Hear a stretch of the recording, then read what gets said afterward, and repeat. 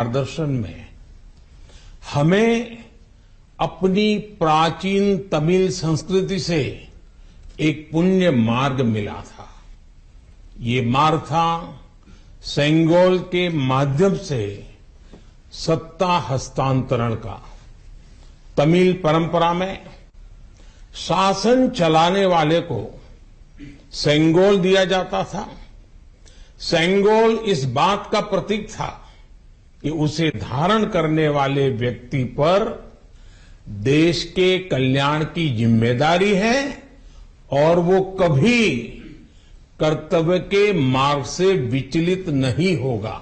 सत्ता हस्तांतरण के प्रतीक के तौर पर तब 1947 में 1947 में पवित्र तिरुवावड़ुतुरई आदीनम द्वारा एक विशेष सेंगोल तैयार किया गया था। आज उस दौर की तस्वीरें हमें याद दिला रही हैं कि तमिल संस्कृति और आधुनिक लोकतंत्र के रूप में भारत की नियति के बीच कितना भावुक और आत्मीय संबंध रहा है।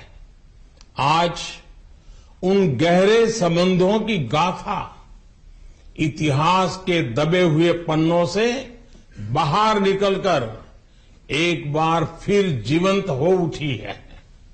इससे उस समय की घटनाओं को समझने का सही दृष्टिकोण भी मिलता है और इसके साथ ही हमें ये भी पता चलता है कि सत्ता के हस्तांतरण के इस सबसे बड़े प्रतीक के साथ क्या किया गया। मेरे देशवासियों, आज मैं राजा जी और विभिन्न आदीनम की दूरदर्शिता को भी विशेष तौर पर नमन करूंगा। आदीनम के एक सेंगोल ने भारत को सैकड़ों वर्षों की गुलामी के हर प्रतीक से मुक्ति दिलाने की शुरुआत कर दी थी। जब भारत की आजादी का प्रथम पल आया, आजादी का प्रथम पल, वो क्षण आया, तो ये सेंगोल ही था जिसने गुलामी से पहले वाले कालखंड और स्वतंत्र भारत के उस पहले पल को आपस में जोड़ दिया था। इसलिए इस पवित्र सेंगोल का महत्व सिर्फ इतना ही नहीं है कि ये 1947 में हस्तांतरण का प्रतीक बना था। इस सेंगोल का महत्व इसलिए भी है क्योंकि इसने गुलामी के पहले वाले गौरवशाली भारत से, उसकी परंपराओं से स्वतंत्र भारत के भविष्य को कनेक्ट कर दिया था। अच्छा होता कि आजादी के बाद इस पूज्य सेंगोल को पर्याप्त मान सम्मान दिया जाता, इसे गौरवमयी स्थान दिया जाता। लेकिन ये सेंगोल प्रयागराज में आनंद भवन में वॉकिंग स्टिक यानी पैदल चलने पर सहारा देने वाली छड़ी कहकर प्रदर्शनी के लिए रख दिया गया था। आपका ये सेवक और हमारी सरकार अब उस सेंगोल को आनंद भवन से निकाल कर लाई है। आज आजादी के उस प्रथम पल को नए संसद भवन में सेंगोल की स्थापना के समय हमें फिर से पुनर्जीवित करने का मौका मिला है। लोकतंत्र के मंदिर में आज सेंगोल को उसका उचित स्थान मिल रहा है। मुझे खुशी है कि अब भारत की महान परंपरा के प्रतीक उसी सेंगोल को नए संसद भवन में स्थापित किया जाएगा। ये सेंगोल इस बात की याद दिलाता रहेगा कि हमें कर्तव्य पथ पर चलना है, जनता जनार्दन के प्रति जवाबदेह बने रहना है। पूज्य संतगण, आदीनम की महान प्रेरक परंपरा साक्षात सात्विक ऊर्जा का प्रतीक है। आप सभी संत शैव परंपरा के अनुयायी हैं। आपके दर्शन में जो एक भारत श्रेष्ठ भारत की भावना है, वो स्वयं भारत की एकता और अखंडता का प्रतिबिंब है। आपके कई आदीनम के नामों में ही इसकी झलक मिल जाती है। आपके कुछ आदीनम के नाम में कैलाश का उल्लेख है। ये पवित्र पर्वत तमिलनाडु से बहुत दूर हिमालय में है, फिर भी ये आपके हृदय के करीब है। शैव सिद्धांत के प्रसिद्ध संतों में से एक तिरुमूलर के बारे में कहा जाता है कि वो कैलाश पर्वत से शिव भक्ति का प्रसार करने के लिए तमिलनाडु आए थे। आज भी उनकी रचना तिरुमंदिरम के श्लोकों का पाठ भगवान शिव की स्मृति में किया जाता है। अपर, समंदर, सुंदरर और माणिका वासगर जैसे कई महान संतों ने उज्जैन, केदारनाथ और गौरीकुंड का उल्लेख किया है। जनता जनार्दन के आशीर्वाद से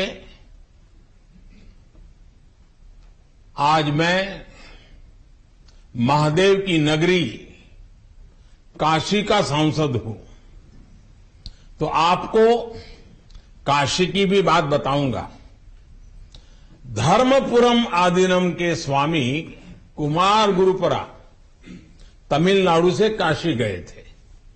उन्होंने बनारस के केदार घाट पर केदारेश्वर मंदिर की स्थापना की थी। तमिलनाडु के तिरुपन्नदारु में काशी मठ का नाम भी काशी पर रखा गया। इस मठ के बारे में एक दिलचस्प जानकारी भी मुझे पता चली है।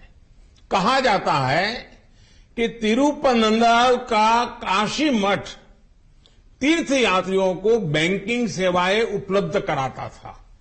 कोई तीर्थ यात्री तमिलनाडु के काशी मठ में पैसे जमा करने के बाद काशी में प्रमाण पत्र दिखाकर वो पैसे निकाल सकता था। इस तरह शैव सिद्धांत के अनुयायियों ने सिर्फ शिव भक्ति का प्रसार ही नहीं किया, बल्कि हमें एक दूसरे के करीब लाने का कार्य भी किया। पूज्य संतगण, सैकड़ों वर्षों की गुलामी के बाद भी तमिलनाडु की संस्कृति आज भी जीवंत और समृद्ध है, तो इसमें आदीनम जैसी महान और दिव्य परंपरा की भी बड़ी भूमिका है। इस परंपरा को जीवित रखने का दायित्व संत जनों ने तो निभाया ही है, साथ ही इसका श्रेय पीड़ित, शोषित, वंचित सभी को जाता है कि उन्होंने इसकी रक्षा की, उसे आगे बढ़ाया। राष्ट्र के लिए योगदान के मामले में आपकी सभी संस्थाओं का इतिहास बहुत गौरवशाली रहा है।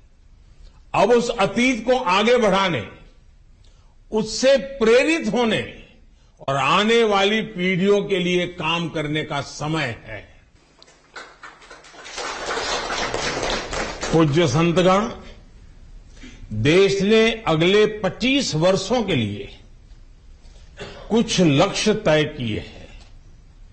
हमारा लक्ष्य है कि आजादी के 100 साल पूरे होने तक एक मजबूत, आत्मनिर्भर और समावेशी विकसित भारत का निर्माण हो।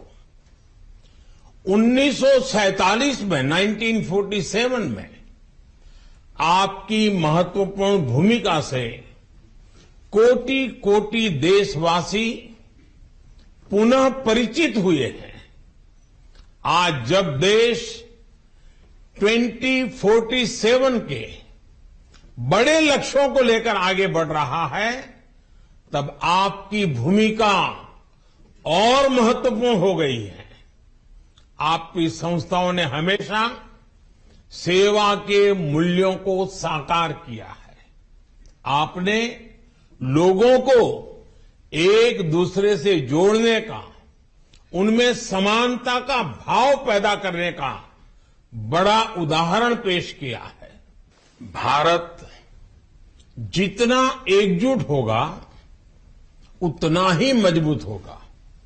इसलिए हमारी प्रगति के रास्ते में रुकावटें पैदा करने वाले तरह तरह की चुनौतियां खड़ी करेंगे।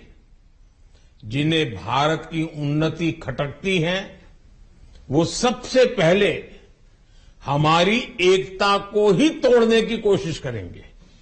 लेकिन मुझे विश्वास है कि देश को आपकी संस्थाओं से आध्यात्मिकता और सामाजिकता की जो शक्ति मिल रही है, उससे हम हर चुनौती का सामना कर लेंगे। मैं फिर एक बार, आप मेरे यहां पधारे, आप सबने आशीर्वाद दिए, ये मेरा सौभाग्य है। मैं फिर एक बार आप सबका हृदय से आभार व्यक्त करता हूं, आप सबको प्रणाम करता हूं।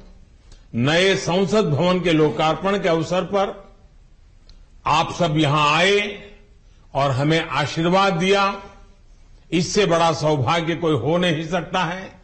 और इसलिए मैं जितना धन्यवाद करूं उतना कम है। फिर एक बार आप सबको प्रणाम करता हूं। ओम नमः शिवाय। वणकम।